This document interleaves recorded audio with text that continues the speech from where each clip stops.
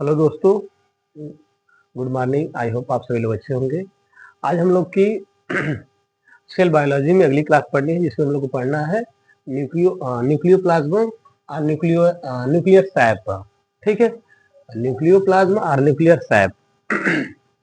आगे हम लोग इसमें पढ़े थे कि स्ट्रक्चर ऑफ न्यूक्लियस में इसके बताए थे कि 3 भाग होते हैं और 4 भाग बताए थे कि स्ट्रक्चर ऑफ न्यूक्लियस के 4 पार्ट होते हैं। पहला हम लोग पढ़े थे कि न्यूक्लियर मेम्ब्रेन, जिसमें हम लोग पढ़े थे कि केंद्रक कला। ठीक है, दूसरा हम लोग का यह भाग है जिसमें हम लोग को पढ़ना है। ठीक है, यहाँ समझना है, जिसमें हम लोग को पढ़ना है। ठीक है, न्यूक्लियोप्लाज्म या न्यूक्लियर सैप बोला जाता है। ठीक है, या इसी को हम लोग बोलते हैं, ठीक है, कैरियोप्लाज्म भी बोला जाता है। इसी को बोलते हैं कैरियोप्लाज्म। क्या बोल सकते हैं इसी को? कैरियोप्लाज्म। लिख लीजिएगा इसी को कैरियोप्लाज्म या और कैरियोप्लाज्म। ठीक है, इसी को बोला जाता है कैरियोप्लाज्म।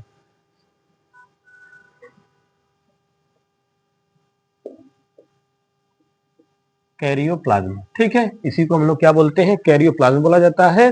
हिंदी में इसको बोलते हैं केंद्रक द्रव्य। हिंदी में इसको क्या बोला जाता है? केंद्रक द्रव्य, केंद्रक द्रव्य बोलते हैं। तो ध्यान समझना है कि जो न्यूक्लियस होता है, न्यूक्लियस के 4 पार्ट थे। पहला हम लोग पढ़े थे न्यूक्लियर मेम्ब्रेन पढ़े थे। दूसरा हम लोग को पढ़ना है कि न्यूक्लियोप्लाज्म या न्यूक्लियर सैप बोला जाता है, या कैरियोप्लाज्म बोलते हैं, या हिंदी में उसको बोलते हैं केंद्रक द्रव्य बोलते हैं। ठीक है, तीसरा जब किसका भाग होता है, ठीक है, न्यूक्लियस न्यूक्लियस बोला जाता है। तीसरा इसका भाग होता है न्यूक्लियस होता है, जबकि चौथा इसका भाग होता है क्रोमेटिन नेटवर्क होता है, या क्रोमेटिन हम थ्रेड्स बोलते हैं, क्रोमेटिन धागे बोलते हैं। सब 4 इसके पार्ट्स होते हैं। तो हम लोग पहला पार्ट पढ़ लिए थे, ठीक है, न्यूक्लियर मेम्ब्रेन के बारे में। अब हम लोग को पढ़ना है दूसरा न्यूक्लियोप्लाज्म के बारे में या न्यूक्लियर सैप के बारे में। तो देखिए न्यूक्लियर सैप क्या होता है, ठीक है, या कैरियोप्लाज्म क्या होता है, या केंद्रक द्रव्य क्या होता है। ठीक है, तो देखिएगा किसे कहते हैं। तो ध्यान रखना है कि केंद्रक के अंदर एक पारदर्शी तरल पदार्थ होता है। माने केंद्रक के अंदर एक कैसा कार्य, केंद्रक के अंदर एक तरल पारदर्शी पदार्थ होता है, जिसे हम लोग क्या कहते हैं? केंद्रक द्रव्य कहते हैं। ठीक है, तो लिखिएगा कि केंद्रक के अंदर एक तरल, ठीक है, केंद्रक के अंदर एक तरल पारदर्शी पदार्थ भरा होता है, जिसे केंद्रक द्रव्य कहा जाता है। हिंदी में क्या लिखेंगे? लिखेंगे इसके बारे में कि केंद्रक के अंदर एक तरल पारदर्शी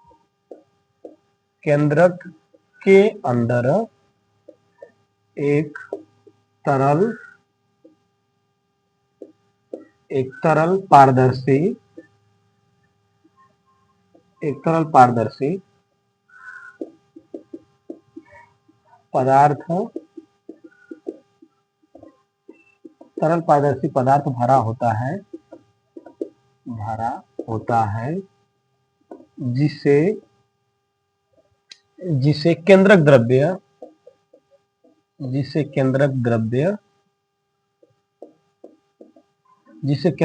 होता है,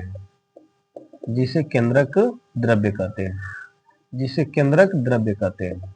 ध्यान रखना, केंद्रक के अंदर एक तरल पारदर्शी पदार्थ होता है, जिसे हम लोग क्या कहते हैं? केंद्रक द्रव्य कहते हैं। तो नोट कर लीजिए हिंदी में कि न्यूक्लियोप्लाज्म क्या होते हैं। तो केंद्रक के अंदर एक तरल पारदर्शी पदार्थ होता है, जिसे हम लोग क्या कहते हैं? केंद्रक द्रव्य कहते हैं। माने केंद्रक के अंदर एक तरल पारदर्शी पदार्थ भरा होता है, जिसे केंद्रक द्रव्य कहा जाता है। ठीक है, कह रहा है कि जो न्यूक्लियस होता है, न्यूक्लियस के अंदर एक कह रहा है कि पारदर्शी पदार्थ होता है, ठीक है, उसे हम लोग क्या कहते हैं? केंद्रक द्रव्य कहते हैं। ठीक है, नोट कर लीजिएगा इसको।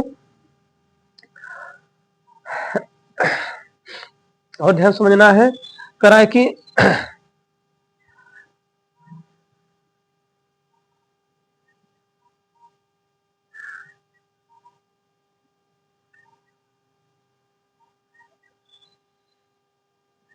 ठीक है, इसी में ध्यान रखना है। कह रहा है कि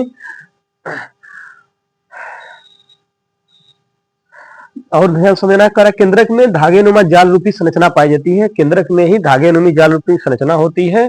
ठीक है, जिसे हम लोग क्या कहते हैं, क्रोमेटिन कहते हैं। माने केंद्रक में ही धागे नुमा एक संरचना थ्रेड्स पाई जाती है। केंद्रक में क्या होता है, धागे नुमा तरह की संरचना होती है, जिसे हम लोग क्या बोलते हैं, क्रोमेटिन कहते हैं। ठीक है, क्रोमेटिन कहते हैं। यह क्रोमेटिन वास्तव में न्यूक्लियो प्रोटीन होते हैं। जो क्रोमेटिन होते हैं वह किससे क्या होते हैं, तो वह न्यूक्लियो प्रोटीन होते हैं।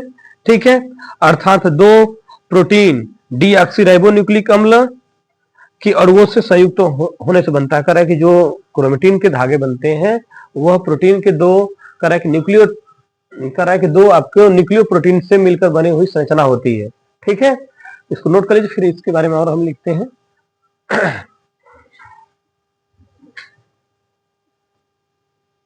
तो आगे देखा जाए। ठीक है, तो देखिए इंग्लिश में लिखा गया है कि न्यूक्लियोप्लाज्म में क्या होते हैं। तो लिखा गया है कि the nucleoplasm is the viscous fluid enclosed bye nuclear membrane.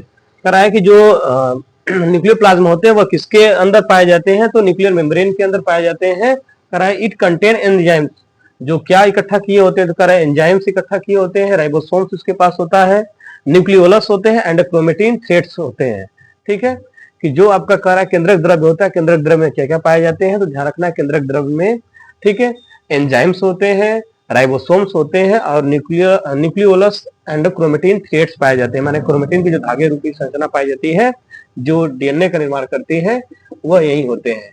ठीक है, तो ध्यान रखना है कि जो न्यूक्लियोप्लाज्म होता है, न्यूक्लियोप्लाज्म क्या होते हैं, तो न्यूक्लियोप्लाज्म एक कह रहा है कि एंजाइम्स कंटेन किए होते हैं, कह रहा है कि इनके अंदर एंजाइम होते हैं, राइबोसोम्स होते हैं और न्यूक्लियोलस होता है और क्रोमेटिन थ्रेड्स पाए जाते हैं।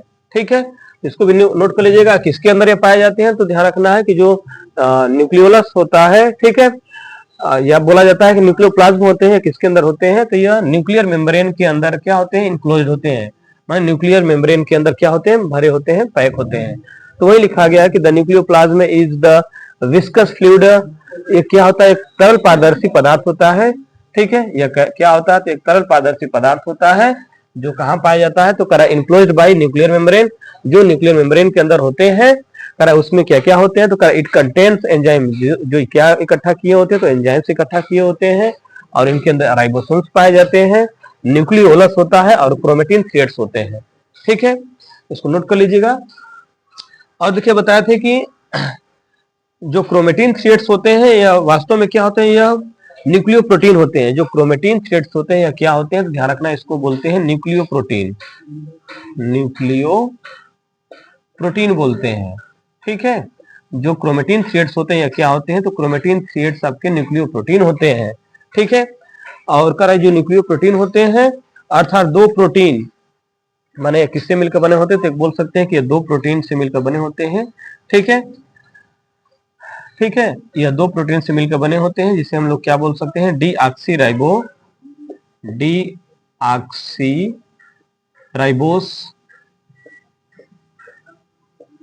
राइबोस न्यूक्लिक अम्ल होते हैं।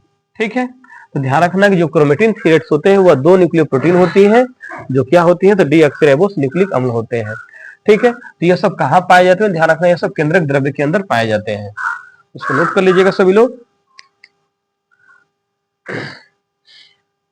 कि केंद्रक एक कैसा होता है, तो केंद्रक एक आपका विस्कस फ्लूइड होता है। माने एक पारदर्शी करा है कि जो केंद्रक द्रव्य होता है, केंद्रक द्रव्य क्या होता है, तो केंद्रक द्रव्य आपका विस्कस, ठीक है, फ्लूइड होता है या पारदर्शी द्रव होता है, जो किसके अंदर होता है, तो जो किसके अंदर होता है, हम बोल सकते हैं कि न्यूक्लियर मेम्ब्रेन के अंदर होता है। ठीक है, यह न्यूक्लियर मेम्ब्रेन के अंदर होते हैं, जिसमें क्या पाए जाते हैं, ध्यान रखना एंजाइम होते हैं, राइबोसोम्स होते हैं, न्यूक्लियोलस होता है और क्रोमेटिन थ्रेड्स होते हैं। क्रोमेटिन थ्रेड्स वास्तव में क्या है, तो क्रोमेटिन थ्रेड्स एक न्यूक्लियो प्रोटीन होते हैं, जो क्या होते हैं, तो बोला जा सकता है इनको डीऑक्सीराइबोस न्यूक्लिक अम्ल, इनको हम कह सकते हैं। ठीक है,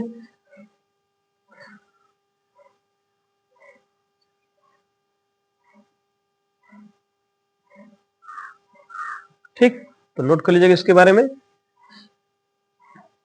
तो यह हमारा दूसरा भाग था, माने जो आप ठीक है, न्यूक्लियस पढ़े थे। न्यूक्लियस के स्ट्रक्चर में हम लोग पढ़े थे, ठीक है, न्यूक्लियर मेम्ब्रेन पढ़े थे। न्यूक्लियर मेम्ब्रेन के बाद दूसरा आपका भाग था न्यूक्लियोप्लाज्म या न्यूक्लियर सैप।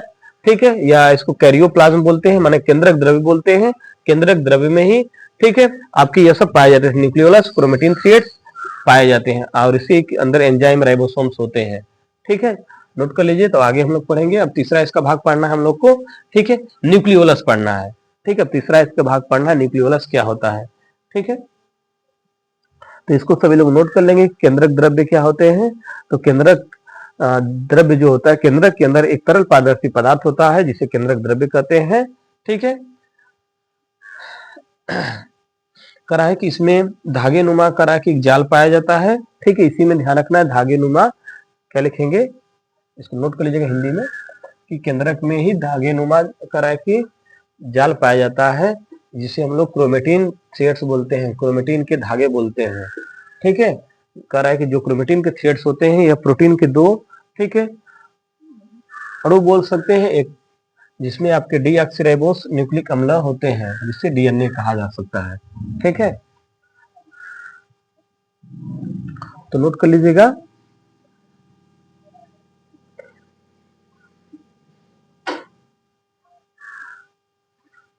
ठीक है, क्या लिखेंगे कि केंद्रक द्रव्य में, और लिख लीजिएगा इसमें कि केंद्रक द्रव्य में, केंद्रक द्रव्य में, केंद्रक द्रव्य में धागे नुमा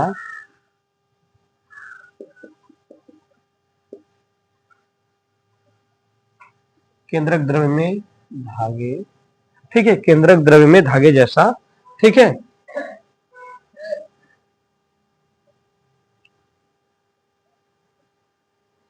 केंद्रक द्रव्य में धागे नुमा पदार्थ,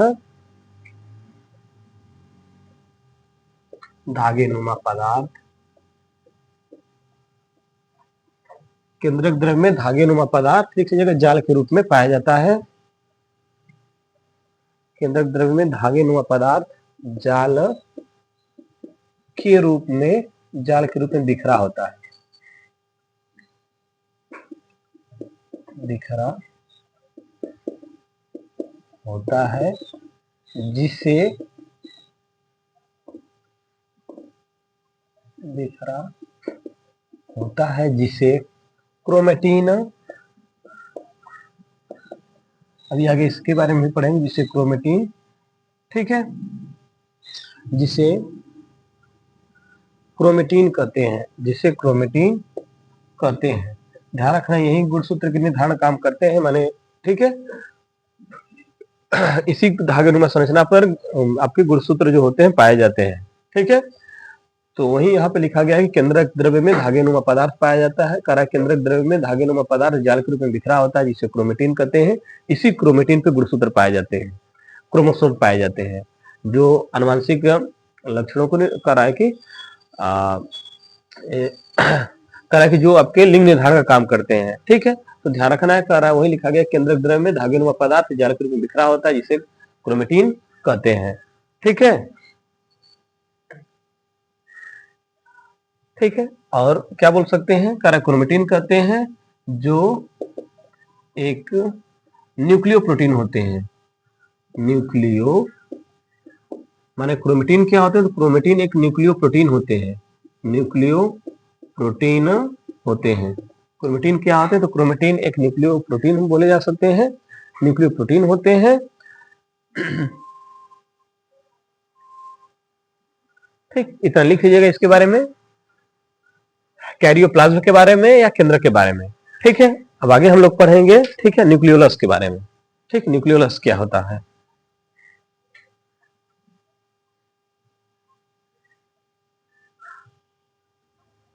चलिए, तो आगे देखिए केंद्रिका के बारे में। ठीक है, तीसरा आपका न्यूक्लियस का पार्ट है, ठीक है, जिसको हम लोग क्या बोलते हैं, ठीक है, न्यूक्लियोलस बोला जाता है, केंद्रिका कहते हैं, माने यह भी केंद्रक के अंदर पाया जाता है। ठीक है, तो ध्यान रखना है क्या होता है, तो केंद्रक में प्रायः स्पष्ट गोलाकार सघन संरचना होती है जिसे केंद्रिका कहते हैं। ठीक है, केंद्रक के अंदर तरह के स्पष्ट गोलाकार संरचना दिखाई देती है, उस संरचना को हम लोग क्या बोलते हैं, केंद्रिका कहते हैं। ठीक है, जो न्यूक्लियस होता है, न्यूक्लियस के अंदर, ठीक है, एक संरचना पाई जाती है, गोल संरचना होती है। ठीक है, करा उसे हम लोग क्या कहते हैं, केंद्रिका कहते हैं। केंद्रिका में प्रोटीन, आरएनए तथा डीएनए का लगभग, ठीक है, 85 संबंधे 10 संबंधे 5 के अनुपात में पाए जाते हैं। माने केंद्रिका में प्रोटीन जो होता है आरएनए होता है और डीएनए होता है, या लगभग किस अनुपात में पाए जाते हैं। ध्यान रखना है कि 85 संबंधे 10 संबंधे 5 के अनुपात में पाए जाते हैं। ठीक है, केंद्रिका में जो आरएनए हो गया, प्रोटीन हो गया, डीएनए हो गया, इनका अनुपात क्या होता है, बोल सकते हैं कि प्रोटीन, आरएनए तथा डीएनए का अनुपात होता है वह 10 संबंधे 85 संबंधे 10 संबंधे 5 के अनुपात में होते हैं। माने यह प्रोटीन हो गया, ये आपका आरएनए हो गया, और यह क्या हो जाएगा, आरएनए और डीएनए। ठीक है, इनका जो अनुपात होता है, यह ध्यान रखना है किस अनुपात में होते हैं। तो यह 85 संबंधे 10 संबंधे 5 के अनुपात में होते हैं। आगे लिखा गया है कि यह झिल्ली या आवरण से नहीं घिरे होते, माने जो कराए के न्यूक्लियोलस होते हैं या झिल्ली आवरण से घिरे नहीं होते हैं, इसलिए यह सीधे किसके संपर्क में होते हैं, प्रोटीन के कराए के न्यूक्लियस के संपर्क में होते हैं, केंद्र के संपर्क में होते हैं। जो न्यूक्लियोलस होता है या केंद्रिका होता है, कराए कि इन पे कोई आवरण या झिल्ली नहीं पाई जाती है, कोई मेम्ब्रेन नहीं पाई जाती है, इसलिए डायरेक्ट किसके संपर्क में होते हैं, या केंद्र के संपर्क में होते हैं, न्यूक्लियस के संपर्क में होते हैं। वही लिखा गया है कि ये झिल्ली या आवरण के कराए या झिल्ली या आवरण से सीधे नहीं घिरे होते हैं, इसलिए यह सीधे केंद्रक के संपर्क में होते हैं। यह पॉइंट इंपॉर्टेंट, इसको याद रखिएगा कि केंद्रक में प्रोटीन, आरएनए तथा डीएनए का जो अनुपात होता है वह लगभग क्या होता है, 85 संबंधे, ठीक है, 10 संबंधे 5 के अनुपात में होते हैं।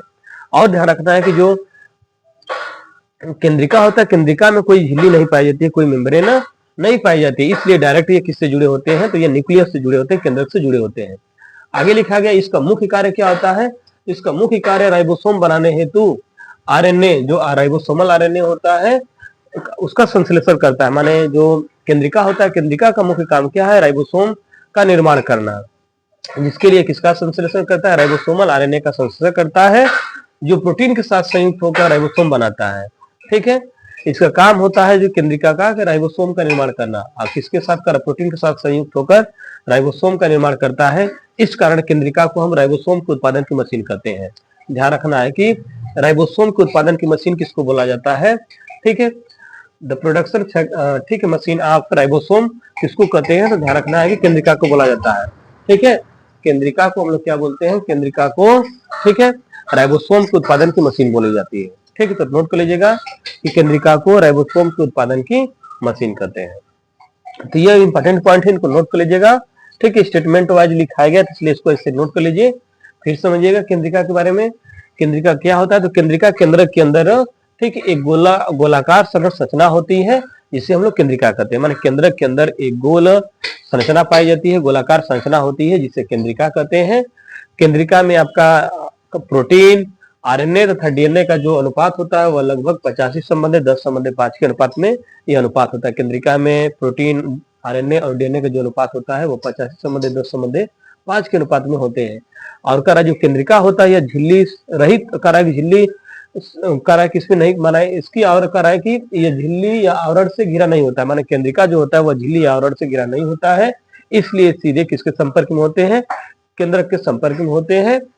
इसका मुख्य काम होता है राइबोसोम बनाना। ठीक है, इस कारण हम लोग केंद्रिका को राइबोसोम के उत्पादन की मशीन कहते हैं। ठीक है, पूछा जाता है कि राइबोसोम के उत्पादन की मशीन किसे बोला जाता है, प्रोडक्शन फैक्ट्री ऑफ राइबोसोम किसे बोलते हैं, तो हम न्यूक्लियोलस को बोल सकते हैं। ठीक है, केंद्रिका को बोला जाता है कि प्रोडक्शन फैक्ट्री ऑफ राइबोसोम किसको बोला जाएगा, तो न्यूक्लियोलस को बोलेंगे, केंद्रिका को बोलेंगे। तो नोट कर लीजिएगा इसको। ठीक है, कि इसी कारण केंद्रिका को राइबोसोम के उत्पादन की मशीन कहते हैं। यह कैसे बनाता है, तो यहाँ पे लिखा गया है कि इसका मुख्य कार्य राइबोसोम बनाने हेतु यह आरएनए का, ठीक है, जो राइबोसोमल आरएनए होता है उसका संश्लेषण कर लेता है, एब्जॉर्प्शन कर लेता है, जो प्रोटीन के साथ संयुक्त होकर राइबोसोम का संश्लेषण कर लिया और प्रोटीन के साथ मिलकर राइबोसोम बना देता है। इसी कारण केंद्रिका को हम राइबोसोम के उत्पादन की मशीन कहते हैं। ठीक है, जिसको नोट कर लीजिएगा कि केंद्रिका को राइबोसोम के उत्पादन की मशीन कहा जाता है। ठीक है, तो ये सारे स्टेटमेंट हिंदी में लिखा है, अब थोड़ा सा इंग्लिश के बारे में बता दे रहे हैं, नोट कर लीजिए।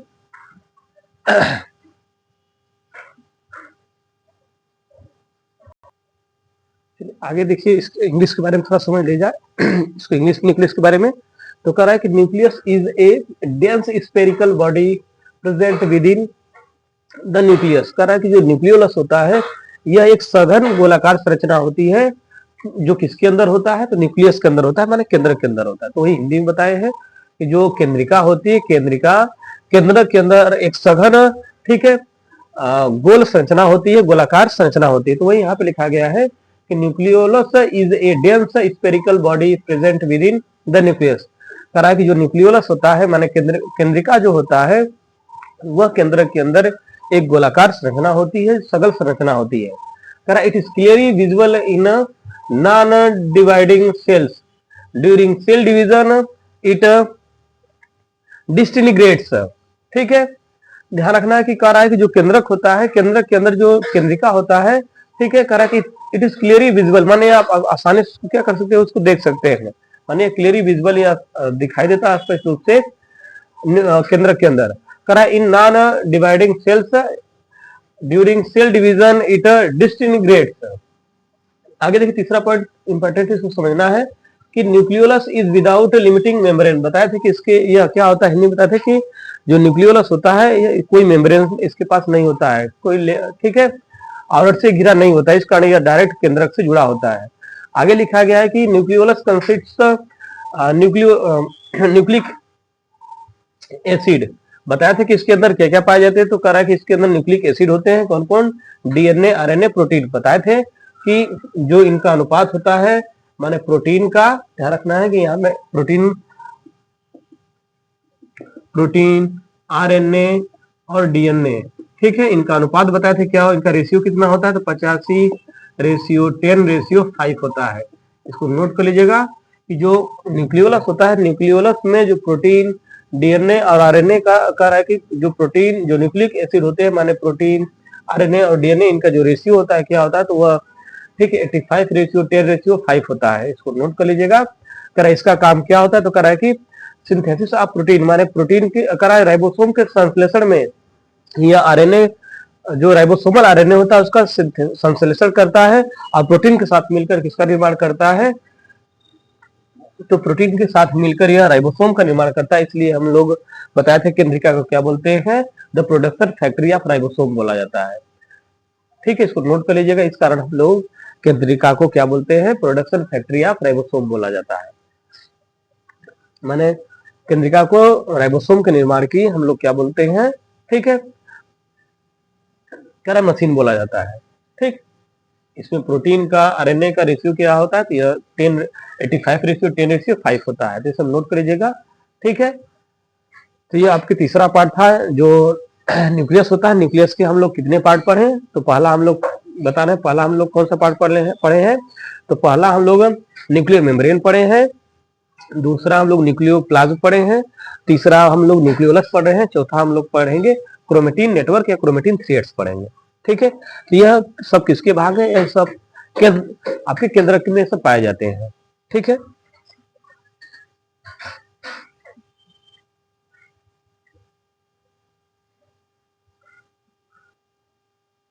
चलिए आगे देखिए, मेरे को केंद्रक का अगला भाग पढ़ना है। ठीक है, जिसमें हम लोग को पढ़ना है, चौथा पार्ट है आपका क्रोमेटिन तंतु। ठीक है, बताया था कि आपको जो न्यूक्लियस होता है, न्यूक्लियस के 4 भाग होते हैं, आपको इसमें चौथा पार्ट है जिसको हम लोग बोलते हैं क्रोमेटिन तंतु या क्रोमेटिन थ्रेड्स बोला जाता है, क्रोमेटिन नेटवर्क बोलते हैं या क्रोमेटिन के धागे इसको बोला जाता है। ठीक है, तो ध्यान रखना है कि क्रोमेटिन तंतु या क्रोमेटिन के धागे इसको बोलते हैं, या इसको क्रोमेटिन नेटवर्क बोला जाता है, या क्रोमेटिन थ्रेड्स इसको बोलते हैं। ठीक है, तो अब ध्यान समझना कि यह क्या होते हैं। तो लिखा गया है कि यहाँ की केंद्रक द्रव्य जो प्रोटोप्लाज्म होता है, प्रोटोप्लाज्म में एक सूक्ष्म तंतुओं का एक जाल फैला होता है जिसे क्रोमेटिन तंतु कहते हैं। बताए थे ना कि जो न्यूक्लियोप्लाज्म होता है उसमें क्या होते हैं, तो कह रहा है कि उसमें आपको कह रहा है कि जाल के तरह संरचना पाई जाती है। ठीक है, उसी को हम लोग क्या बोलते हैं, क्रोमेटिन तंतु बोला जाता है या क्रोमेटिन थ्रेड्स बोलते हैं। ठीक है, आगे देखिए क्या लिखा गया, कह रहा है कोशिका विभाजन के समय तंतु अपेक्षाकृत मोटे होते हैं। तो जब सेल डिवीजन होना शुरू होता है, तो जब सेल डिवीजन होता है तो सेल डिवीजन के समय यह जो क्रोमेटिन के तंतु होते हैं वह क्या हो जाते हैं, अपेक्षाकृत मोटे होते हैं और स्पष्ट दिखाई देने लगते हैं।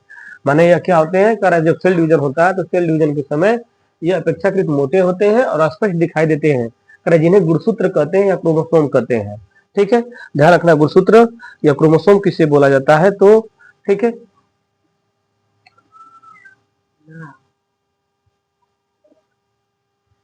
ठीक है, करा जब सेल डिवीजन होता है तो सेल डिवीजन के समय, ठीक है, यह जो क्रोमेटिन होते हैं, क्रोमेटिन के तंतु अपेक्षाकृत मोटे होते हैं या स्पष्ट दिखाई देते हैं, जिसे हम लोग क्या कहते हैं, जिसे हम लोग गुणसूत्र या क्रोमोसोम कहते हैं। यही गुणसूत्र क्या करते हैं, ध्यान रखना है, यही गुणसूत्र किसका काम करते हैं, लिंग निर्धारण का काम करते हैं। लिंग निर्धारण,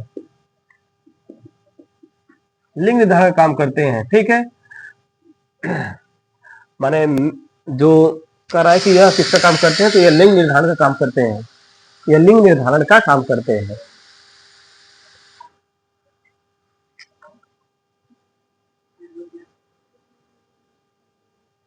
चलिए देखिए, तो बताए थे कि जो क्रोमोसोम होते हैं या गुणसूत्र होते हैं, गुणसूत्र किसका काम करते हैं, तो ध्यान रखना है, गुणसूत्र लिंग निर्धारण का काम करते हैं। यही डिफाइन करते हैं कि जो बॉयज होगा या जो भ्रूण होगा वह, ठीक है, कह रहा है कि जो ठीक है वो गर्ल होगा या बॉय होगा, इसी के द्वारा क्या होता है, निर्धारण किया जाता है, ठीक है। तो वही लिखा गया है कि जो क्रोमेटिन होते हैं, क्रोमेटिन किसका काम, ठीक है, करा क्रोमेटिन में धागे नुमा जो संरचना होती है, करा उस पे, ठीक है, एक करा कोशिका विभाजन के समय अपेक्षाकृत मोटे या स्पष्ट दिखाई देते हैं, करा जिसे हम लोग क्या कहते हैं, गुणसूत्र कहते हैं या क्रोमोसोम बोला जाता है। यही क्रोमोसोम क्या काम करते हैं, लिंग निर्धारण का काम करते हैं, सेक्स ठीक है, डिटरमाइन का काम करते हैं, ठीक है, माने लिंग निर्धारण का काम करते हैं। यह कितने होते हैं, ध्यान रखना है कि इन्हीं को हम लोग बोलते हैं, ठीक है। जो फीमेल होती है, फीमेल में आपके क्या होते हैं, एक्स एक्स होते हैं, जबकि मेल में क्या होते हैं, तो एक्स और वाई होते हैं, ठीक है। तो इन्हीं के जो गुणसूत्र आपके मिलते हैं, तो इन्हीं से क्या होता है कि लिंग निर्धारण किया जाता है कि जो, ठीक है, जो भ्रूण है वह क्या होगा, वह बॉयज होगा या गर्ल होगा, इसी के द्वारा डिफाइन किया जाता है। तो वही कह रहा है कि कोशिका विभाजन के समय तंतु अपेक्षाकृत मोटे और स्पष्ट दिखाई देते हैं, इन्हें गुणसूत्र अथवा क्रोमोसोम कहा जाता है, ठीक है। ध्यान रखना है कि इन्हीं को हम लोग गुणसूत्र या क्रोमोसोम कहते हैं। जो गुणसूत्र या क्रोमोसोम होते हैं इसी यही क्या किसका काम करते हैं, लिंग निर्धारण का काम करते हैं, ठीक है।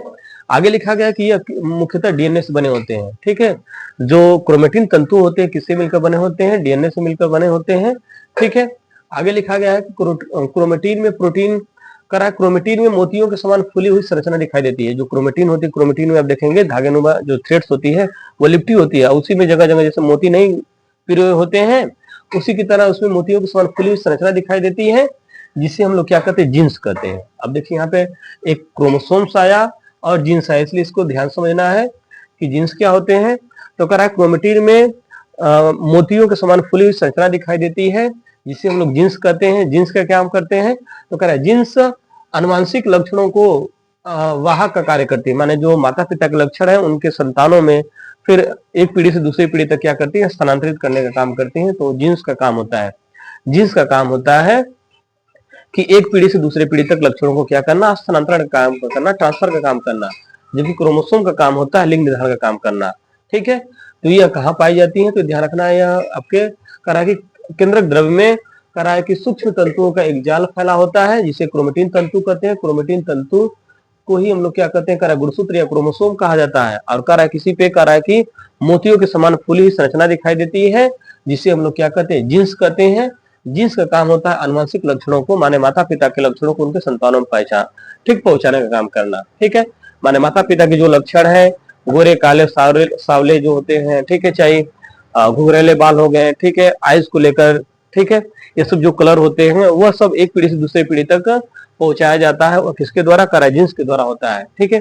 चाहे कोई सिंड्रोम से रिलेटेड कोई रोग हो जाता है तो उसको भी एक पीढ़ी से दूसरे, ठीक है, जो जेनेटिक रोग होते हैं जैसे वर्णांधता बोला जाए, ठीक है, हीमोफीलिया बोला जाए, यह सब क्या बोले जाते हैं, अनुवांशिक रोग बोले जाते हैं। तो यह सब एक पीढ़ी से दूसरी पीढ़ी तक कैसे ट्रांसफर होते हैं, तो वह जीन्स के द्वारा ही होते हैं। तो वही लिखा गया कि जीन्स अनुवांशिक लक्षणों को एक को वाहक कार्य करती है तथा, ठीक है, एक पीढ़ी से दूसरी पीढ़ी तक स्थानांतरित करती है, ठीक है। तो ये किसके बारे में था, क्रोमेटिन तंतु के बारे में है, तो इसको नोट कर लीजिएगा, ठीक है। थोड़ा सा इंग्लिश के बारे में हम बता दे रहे हैं।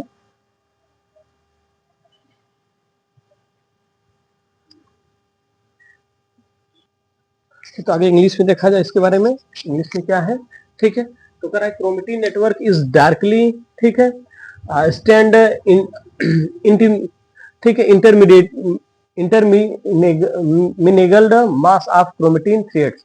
कह रहा है कि जो क्रोमेटिन होता है वह एक सघन, ठीक है, ठीक है, एक क्रोमेटिन की धागेनुमा संरचना होती है, ठीक है। They are formed of DNA and protein. इसका निर्माण किससे होता है? इसका निर्माण डीएनए और प्रोटीन से होता है। जो क्रोमेटिन होता है, क्रोमेटिन की जो धागेनुमा संरचना होती है उसका निर्माण किससे होता है? तो ध्यान रखना है कि डीएनए और प्रोटीन से होता है। Chromatin network is also called chromatin, ठीक है, रेटिकुलम।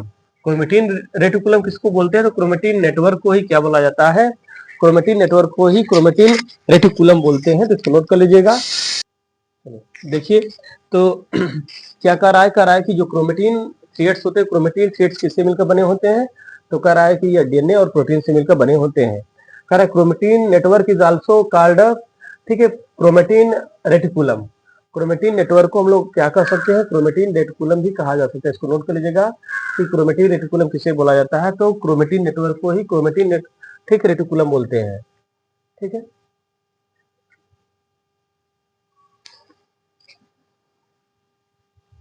क्रोमेटिन नेटवर्क को ही क्या बोला जाता है? क्रोमेटिन रेटिकुलम बोला जाता है। आगे लिखा गया है ड्यूरिंग नॉन डिवाइडिंग, कह रहा है कि ड्यूरिंग नॉन डिवाइडिंग फेज, जब कह रहा है कि जब सेल की नॉन डिवाइडिंग अवस्था होती है तो उस समय कह रहा है कि जो क्रोमेटिन थ्रेड्स होते हैं वह कह रहा है कि रिमेन हाईली, ठीक है, इंटीग्रेटेड, बट ठीक है, इंटीग्रेटेड माने जब कह रहा है कि सेल डिवीजन की अवस्था नहीं होती है तो उस समय यह क्या होते हैं? बहुत एकदम कुंडली होते हैं, माने कुंडलित अवस्था में होते हैं, एकदम लिपटे होते हैं। ठीक है, लेकिन कह रहा है कि बट ड्यूरिंग सेल डिवीजन, जब कह रहा है कि सेल डिवीजन की अवस्था हो जाती है, they condense into short rod shape. तो ये क्या होते हैं कि यह बहुत लिपटे माने ऐसे संरचना होती है। अगर जब सेल डिवीजन नहीं होगा, नॉन डिवाइडिंग फेज में होते हैं तो खूब इस तरह बाबू क्या होंगे? इस तरह ध्यान से मैंने खूब लिपटी हुई संरचना होगी। ठीक है, इस तरह बाबू क्या होते हैं? ऐसे संरचना के रूप में पाई जाती है। लेकिन यह कब अवस्था में होती है? तो कह रहा है नॉन डिवाइडिंग फेज की कंडीशन में होती है। लेकिन जैसे ये डिवाइडिंग फेज की अवस्था में आते हैं तो कह रहा है कि इनटू शार्ट रॉड शेप्ड, ये कैसे हो जाते हैं? तब इनकी संरचना एक कैसी हो जाती है? तब यह ऐसी संरचना हो जाती है, रॉड के शेप की हो जाती है। ठीक है, जिसे हम लोग क्या कहते हैं? जिसे हम लोग क्या कह सकते हैं? उस समय जब कह रहा है कि रॉड शेप की अवस्था में आ जाते हैं उसे हम लोग क्या बोलते हैं? उसे क्रोमोसोम बोला जाता है। ठीक है, ध्यान रखना है कि जब नॉन डिवाइडिंग फेज में होते हैं, तो जब नॉन डिवाइडिंग फेज में होते हैं तो ये कैसे होते हैं? तो कह रहा है कि यह, ठीक है, हाईली, ठीक है, इंटीग्रेटेड होते हैं। हाईली इंटीग्रेटेड का मतलब होता है बहुत सघन रूप से कुंडलित होते हैं, माने ये बहुत अधिक मात्रा में क्या होते हैं? लिपटे होते हैं। लेकिन जैसे ये ड्यूरिंग सेल डिवीजन की कंडीशन में आते हैं तो ये क्या हो जाते हैं? कह रहा है कि यह एक रॉड के शेप के हो जाते हैं, माने ऐसी संरचना रॉड की तरह हो जाते हैं। ठीक है, जिसे हम लोग क्या कहते हैं? क्रोमोसोम बोलते हैं। बताए थे कि इसी को हम लोग गुणसूत्र कहते हैं। गुणसूत्र ही लिंग निर्धारण का काम करता है। लड़का या लड़की जो उत्पन्न होते हैं ये इसी के द्वारा क्या होते हैं? निर्धारण किए जाते हैं। ठीक है, कि जो लड़का है होगा या लड़की होगा या किसके द्वारा डिफाइन किए जाते हैं? क्रोमोसोम के द्वारा डिफाइन किए जाते हैं। फिर आगे लिखा गया कि they are called hereditary vehicles, माने यह किसका काम करते हैं? क्रोमेटिन। तो क्रोमेटिन हेरिडिटरी वाइकल्स का काम करते हैं, माने जो अनुवांशिक लक्षण होते हैं उसको एक पीढ़ी से दूसरे पीढ़ी तक वहां का काम करते हैं, ले जाने का काम करते हैं। क्योंकि दे कैरी जीन्स, ऐसा क्यों करते हैं? तो कह रहा है कि यह जीन्स को कैरी करते हैं। ठीक है, ये जीन्स को कैरी करते हैं, कह रहा है and transmit them to the daughter cell. और क्या करते हैं? कह रहा है जब सेल डिवीजन होता है तो जो मदर सेल होती है वो डिवाइड होकर किसमें टूट जाती है? तो डॉटर सेल में टूट जाती है। और डॉटर सेल में ही ये जीन्स क्या कर देते हैं? जो कह रहा है कि हेरिडिटरी, ठीक है, कैरेक्टर्स होते हैं वह उनकी डॉटर सेल में पहुंचा दी जाती है।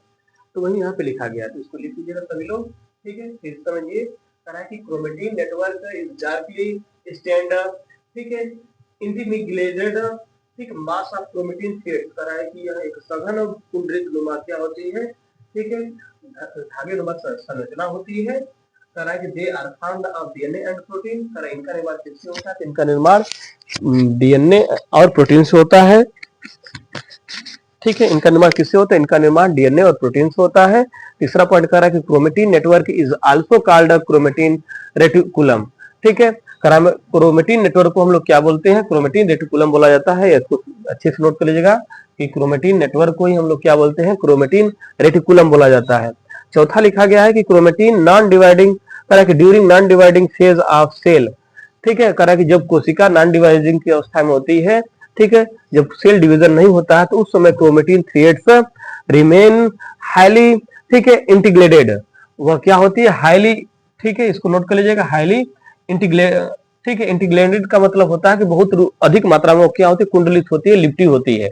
लेकिन जैसे डिवाइडिंग फेज की अवस्था में आती है तो कह रहा है कि इनटू शॉर्ट रॉड शेप्ड, वह कैसी हो जाती है कि राड की शेप की ऐसी एक सीधी राड की तरह बन जाती है, ठीक है, एक सीधी राड की तरह संरचना बन जाती है, जिसे हम लोग क्या कहते हैं, क्रोमोसोम कहते हैं। अब बताया कि क्रोमोसोम ही लिंग निर्धारण का काम करता है।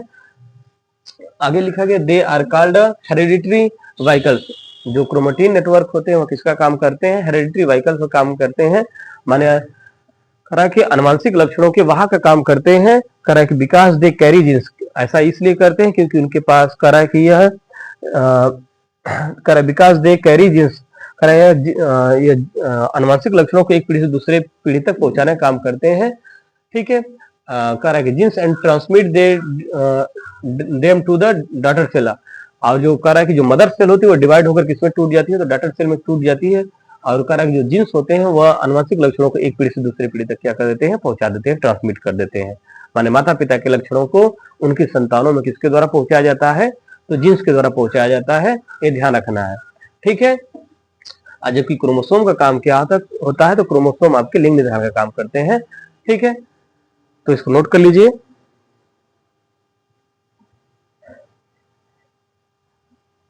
बोला जा सकता है कि function of segment of DNA are called genes. Genes किसे कहते हैं, तो फंक्शन ऑफ ठीक है, सेगमेंट्स ऑफ डीएनए को हम लोग क्या बोलते हैं, जीन्स कहते हैं। जीन्स आर कैरी इंफॉर्मेशनल, ठीक है, करा information for protein synthesis which is in turn control to development of characters, ठीक है। तो चलिए इसको लिख लीजिए, फिर आगे बता रहे हैं।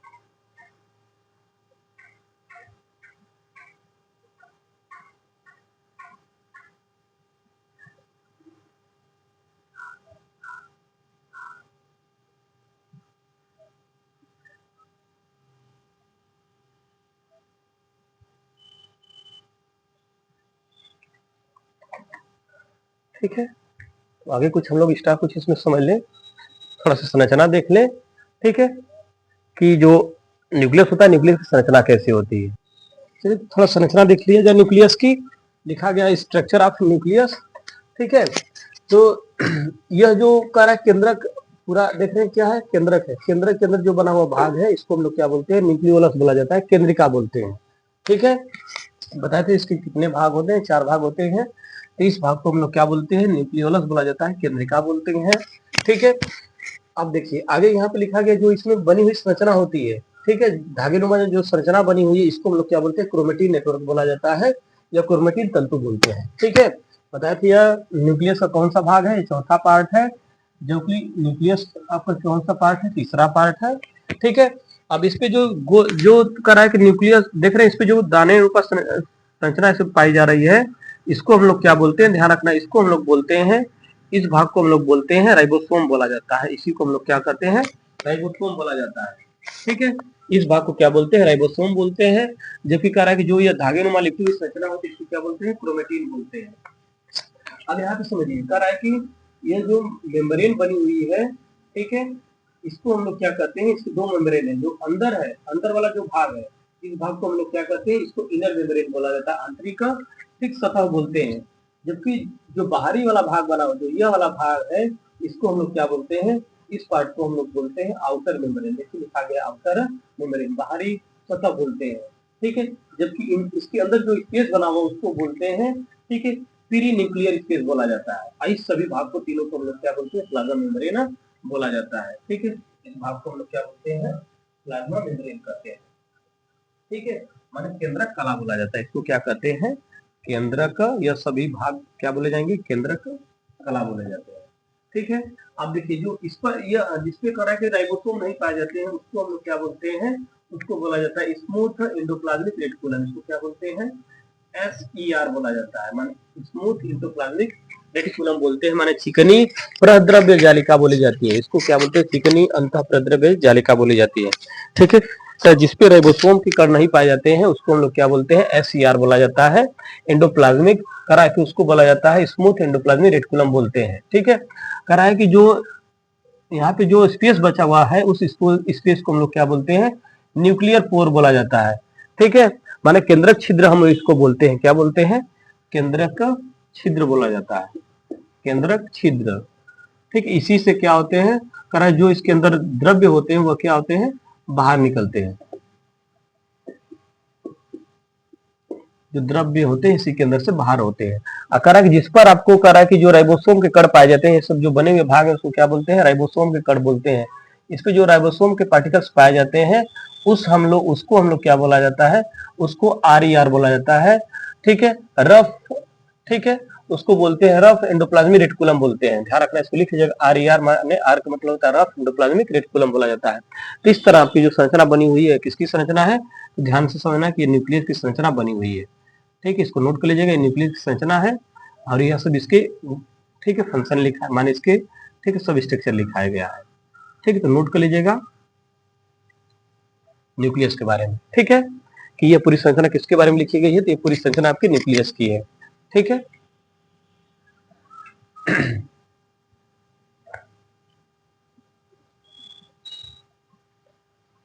तो नोट कर लीजिए इसको।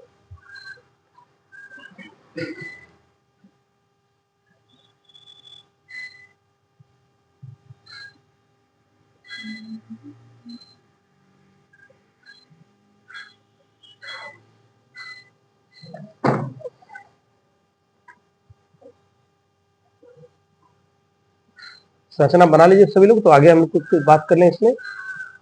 ठीक है,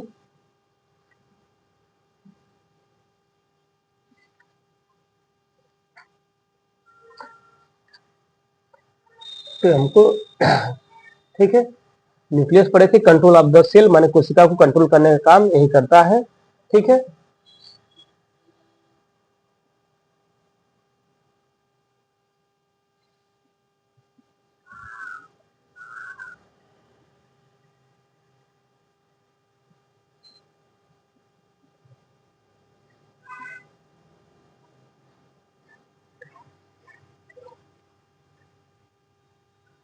चलिए तो आगे अब पढ़ा जाएगा हम लोग। ठीक है, आगे हम लोग पढ़ेंगे फंक्शन ऑफ न्यूक्लियस। ठीक है, आगे हम लोग को पढ़ना है फंक्शन ऑफ